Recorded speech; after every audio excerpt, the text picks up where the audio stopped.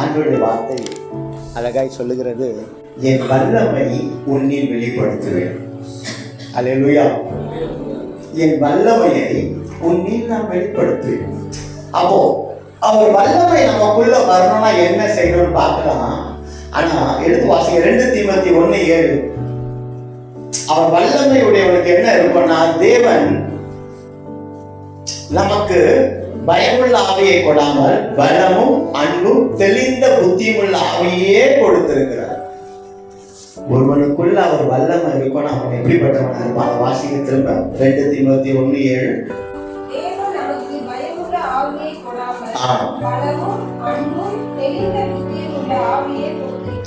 அவர் வல்லமை உடையவனுக்கு இதுதாங்க சைன். அல்லேலூயா. அவர் வல்லமை உடையவனுக்கு இதுதான் சைன். ஏன்? பயமுள்ள ஆவி அவர் வல்லமை உடையவனுக்கு இருக்காது. அவர் வல்லமை உடையவன் அன்பாய் இருப்பான். அவன் வல்லமை உடையவன் என்ன பண்ணுவான்னா, புத்தி உள்ள ஆவியை பெற்றிருக்கிறவனா இருக்கிறான். அல்லேலூயா. அப்போ இந்த வல்லமை எப்படிப்பட்டதா இருக்குது அப்படின்னா, அவர் யாருக்கு அந்த வல்லமையை தர பிரியப்படுகிறார்னா, அவரை அறிந்த எல்லா ஆண்டவருடைய பிள்ளைகளுக்கும் அவர் தர பிரியப்படுகிறவரா இருக்கார். இன்னைக்கு ஏதோ நம்ம வல்லமையை இழந்த பிள்ளைகளா இருக்கும். ஏதோ ஒரு நிலையில நம்ம வல்லமை இழந்த பிள்ளைகளா இருக்கணும். ஆனா இன்னைக்கு ஆண்டவர் இந்த 10வது நாள் சொல்லக்கூடிய காரியம், என் பிள்ளைகள் இழந்த வல்லமையை நான் மீண்டும் தருகிறவராய். எந்த மனுஷனையும் சார்ந்து கொள்ளாதபடிக்கு தேவ வல்லமையோடு உடைய வாழ்க்கையை வாழ நமக்கு வழிபாட்டை தருகிறவராய் இருக்கிறார். அல்லேலூயா. அப்போ அவர் வல்லமையை பெற்றுக்கொள்ளணும்னா முதல்ல ஒரு ஆண்டோட பிள்ளைக்கு என்ன தேவைன்னா, கீழ்ப்படிதல் தேவை. சொல்லுங்க, கீழ்ப்படிதல் தேவை. அவர் சொல்றத செய்யறவனா இருக்கணும். சொல்லுங்க, யார்கிட்ட பேசணும்னு சொல்லுவார், யார்கிட்ட பேசக்கூடாதுன்னு சொல்லுவார், எங்க நிக்கணும்னு சொல்லுவார், எங்க நிக்க கூடாதுன்னு சொல்லுவார், எதை வணங்கணும்னு சொல்லுவார், எதை வணங்கக்கூடாதுன்னு சொல்லுவார், என்ன பேசணும்னு சொல்லுவார், எதை பேசக்கூடாதுன்னு சொல்லுவார். அல்லேலூயா. அல்லேலூயா. மோசே அவர் சொல்லுகிறதை செய்கிறவனை தன்னை ஒப்பு கொடுத்ததுக்கு அப்புறம் தான் மோசேவை வல்லமை உடையவனாய் ஜனங்களை பார்க்க வைத்தாருங்க. அது வரைக்கும் அந்த மோசே யாரா இருந்தார்? சொல்லுங்க, ஆடு மேய்க்கிறவராக இருந்தார். அது வரைக்கும் அந்த மோசே யாரா இருந்தார்? ஆடு மேய்க்கிறவராக இருந்தார். அல்லேலூயா. அல்லேலூயா. அந்த ஆடு மேய்க்கிற ஒரு மோசேயை அத்தனை லட்ச ஜனங்களுக்கு வழிகாட்டியா வச்சு நடத்துறாருன்னா, அப்போ ஆண்டோடைய வல்லமை எப்படி இருக்கும்? ஒன்னும் இல்லை, நம்ம வீட்டுல 4 பேர் தான் இருக்கிறாங்க, 5 பேர் தான் இருக்கிறாங்க. அவங்கள உங்களால வழி நடத்த முடியுதா? கொஞ்சம் யோசிச்சு பாருங்க. உங்களால இந்த பாதையில வாங்க, இப்படி வாங்க, இதை சாப்பிடுங்க, இதை வாங்காதீங்க, இதை செய்யுங்க உங்களால வழி நடத்த முடியுதா? இல்ல. ஆனா முகங்கள் தெரியாத ஜனங்கள், உறவுகள் இல்லாத ஜனங்களை வழி நடத்துவதற்கு மோசேயை தெரிந்து கொண்டார்னா, அவர் என்ன பண்ணிருக்காரு? மோசேக்கு முதல்ல பயமுள்ள ஆவியை எடுத்து போட்டார். அடுத்து என்ன பண்ணிட்டாரு? மோசேக்கு அன்புள்ள ஆவியை கொடுத்துட்டார். அல்லேலூயா. அடுத்து என்ன பண்ணிட்டாரு?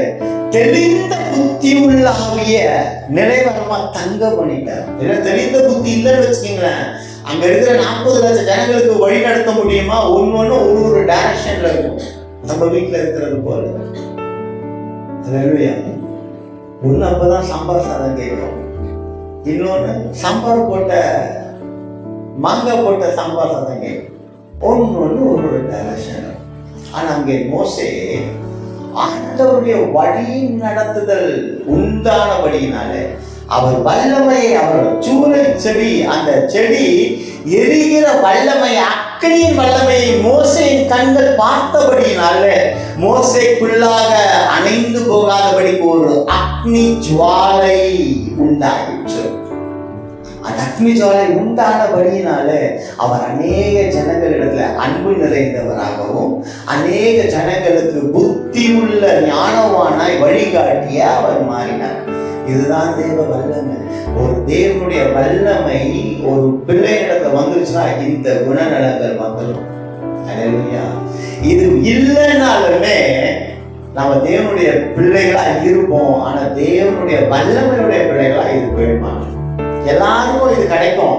ஆனா எல்லாரும் இதை பெற்றுக்கொள்வதற்கு பிரயாசப்படணும். அதில் முதல் பிரயாசம் இதை பெற்றுக்கொள்வதற்கு அவர் வார்த்தைக்கு கீழ்ப்படியும். என்னை உனக்கு வேற தேவர்கள் உண்டாயிருக்க வேண்டாம். என் நாமத்தை வெளியில விளக்காதிருப்பாயாக. உன் தாயின் தகப்பனை கனப்படுத்துவாயாக. அல்லேலூயா. கை கொள்கிறவன் வல்லமையின் பாதையிலே நடக்க ஆரம்பிக்கிறான். அல்லேலூயா. அல்லேலூயா. பாவத்தின் சன்னதியோடு எனக்கு சம்பந்தம் ஏன்? எனக்கு ஏன் உறவு? எனக்கு ஏன் உறவு? அவங்களை உறவு வைத்துக் கொண்டு இருப்பேன் அப்படின்னா அவர் வல்லமையை கிரியை செய்ய. God will separate the dark. God will separate the dark. அவனை டார்க் ஃபோர்ஸ்ல இருந்து நம்மளை செப்பரேட் பண்ண ஆரம்பிக்கிறாங்க. நம்ம வல்லமையா ஆயிடுவோம். வல்லமையா ஆயிடுவோம். பேசக்கூடிய வார்த்தைகள்லாம் மாறிடுவோம். தேவையில்லாத நண்பர்களோட சம்பாஷணைகள் கட்டாயம் ஆண்டவரே கட் பண்ணிடுவார். அவங்க கிட்ட போகணும்னு நினைச்சாலுமே போக முடியாது. ஏன்? வல்லமை இறங்க ஆரம்பிக்குது. இந்த பக்கம் அந்த பக்கம் ஒரு காலை வச்சுக்கிட்டு இங்க அல்லேலூயா இங்க ஹே மச்சான் அப்படின்னா கட் பண்ணுவாரு ஒன்னொன்னையா. அவர் வல்லமை ஃபுல்லா இறங்கினா உலக நுகத்தை முறிச்சு போடணும். உலக நுகத்தை முறிச்சு போடணும். முறிச்சிடுவார்.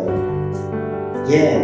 அவருக்கு அவர் வல்லமை வெளிப்படுத்த ஒரு சரீரம் தேவை, ஒரு ஆத்மா தேவை. அல்லேலூயா. அல்லேலூயா. வல்லமை பரிசுத்த ஆவியானுடைய வல்லமை வெளிப்படணும்னா அங்க ஒரு சரீரம் தேவை. அந்த சரீரம் நாம இருக்கணும். அல்லேலூயா.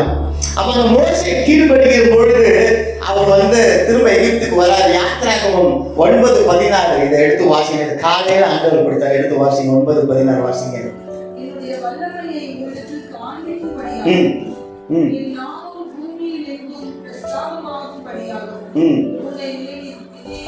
பாருங்க, மோசே மூலமாய் பார்வோனுக்கு செய்தி அனுப்ப மோசேயை தெரிந்து கொண்டவராய் இருக்கிறாரு. பார்வோனிடத்திலே தன்னுடைய வல்லமையை தேவன் வெளிப்படுத்துகிறவராய் இருக்கிறார். அந்த கடினம் இருதயம் கொண்ட பார்வோன் என்ன பண்றான்?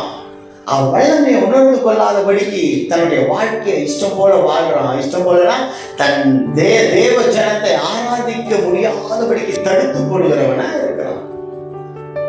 உங்களுக்கு விரோதமாக நிறைய பேர் எழுப்புறாங்க. ஆனா நீங்க நிலைத்திருக்கும் பொழுது, அவர் வல்லமையில அவர் வார்த்தைக்கு கீழ்பட்டு கொண்டு இருக்கும் பொழுது அவருடைய வல்லமை உங்க வாழ்க்கையில வெளிப்படும். அநேக பார்வோர்கள், உலகத்தின் பார்வோர்கள் அதுமாக்கி போயிடுவாங்க. அல்லேலூயா. பக்தி வைராக்கியம் வேணும். பக்தி வைராக்கியம் வேணும்னா என்ன சொல்றதுன்னா, ஏமாற்றம் தான் பெருசுன்னு சொல்லக்கூடாது. அது சொல்லக்கூடாது. அது மனுஷியம்.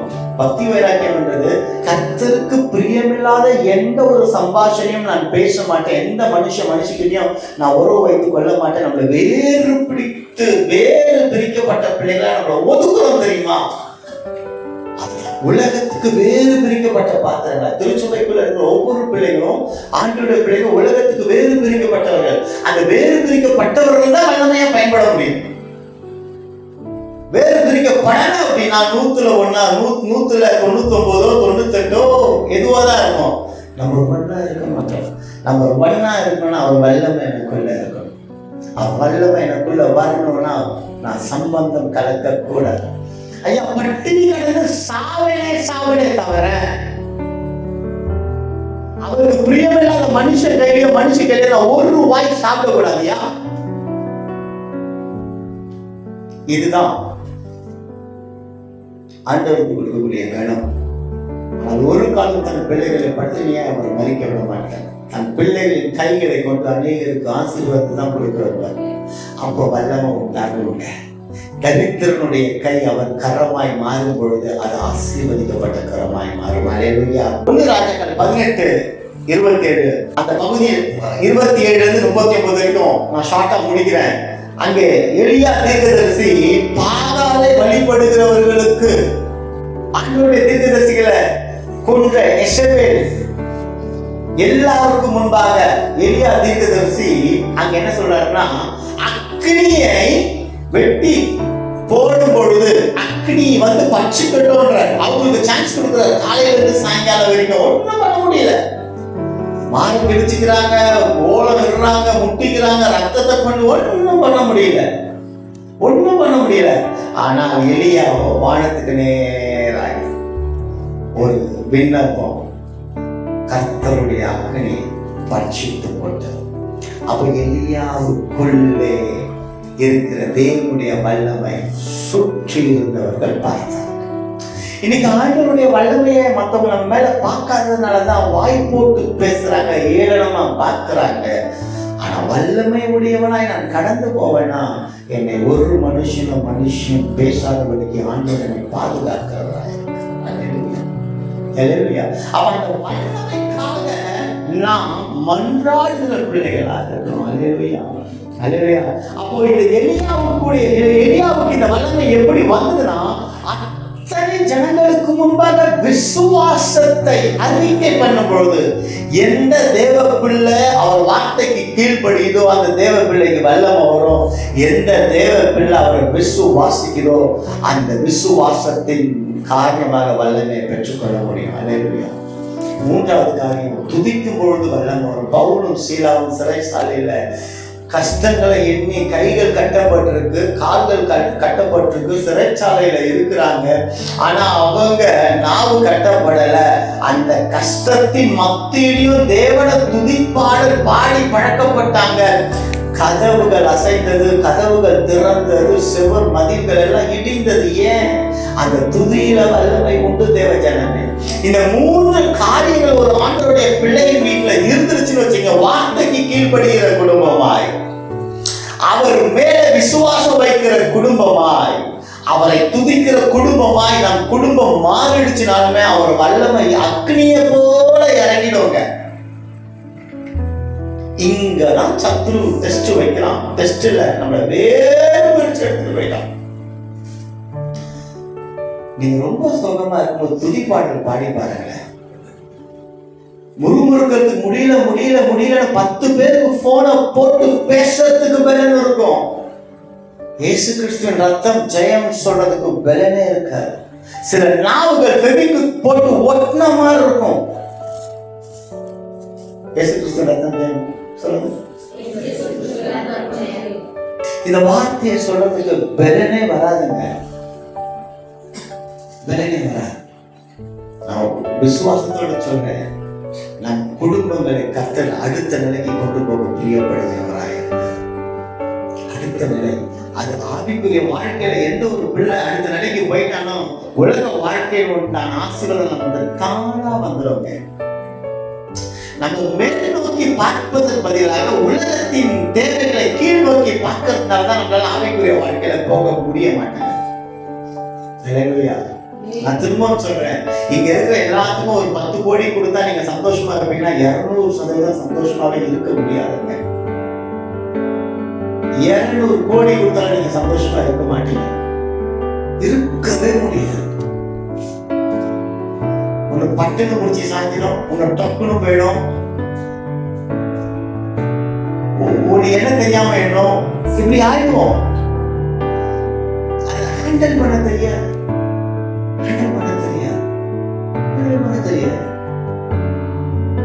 அதை வச்சு 10 நாள் கூட நல்லா இருக்க முடியாதுங்க. எந்த நேரத்துல எவன் வந்து புடுங்கிட்டு போயிடுவானோன்னு ஒரு பயம் இருந்துகிட்டே இருக்கும். எப்படி தெரியுமா? உங்க பணம் தான் யாரும் கொடுத்துட்டாங்க, நல்ல ட்ரெஸ் வாங்கி போட்டா யாராவது என்ன கேவலமா பேசுவாங்களோ, உங்களுக்கு இந்த பணம் எங்க இருந்து வந்து கேட்பாங்களோ அந்த பயத்தையே கச்சரிக்கிறோம். ஒரு தேவ பிள்ளைக்கு உலக ஆசீர்வாதமே மேன்மையை தரும்னா உலக ஆசீர்வாதம் தேவை. அதை காட்டிலும் மேன்மைன்னா அவர் வல்லமை சிரசு மேல. ஆண்டவரே, எனக்கு இந்த காரியத்தை கொடுத்தீங்கன்னா நான் உங்க ஊழியத்தை செய்வேன்னு சொன்ன பிள்ளைங்க தான். அந்த காரியத்தை கொடுத்ததுக்கு அப்புறம் ஊழியம் எங்க போச்சு? வல்லமை எங்க போச்சு? அக்னி மயமான ஆவியாருடைய வல்லமை எங்க போச்சு? இன்னைக்கு ஆண்டவர் உன்னிலே என் வல்லமை வெளிப்படும்படியாய் நான் உன்னை பயன்படுத்துவேன் அப்படிங்கிற. பயன்பட சித்தமா? ஆண்டவருக்காக பயன்பட சித்தமா? கர்த்தருக்காக வல்லமையா வாழ்க்கை வாழ சித்தமா? வல்லமையை இழந்து வேணா இருக்கலாம், வல்லமையை பாவத்தினால இழந்திருக்கலாம், அக்கிரமத்தினால இழந்திருக்கலாம், ஏதோ ஒரு காரியத்தை இழந்திருக்கலாம்.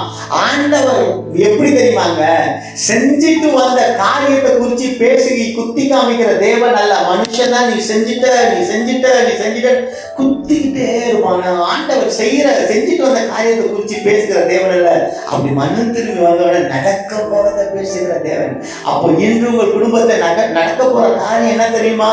ஆவிக்குரிய வாழ்க்கையில நீங்க வல்லமை அடைய போறீங்க. அல்லேலூயா, அல்லேலூயா. உங்க ஜெபத்துல வல்லமை அடைய போறீங்க, உங்க அந்நிய பாஷையில வல்லமை அடைய போறீங்க. உலகத்தின் காரியங்களை நீங்க வெறுத்து தள்ளுகிறதிலே வல்லமையுடையவர்களாய் மாற போறீங்க.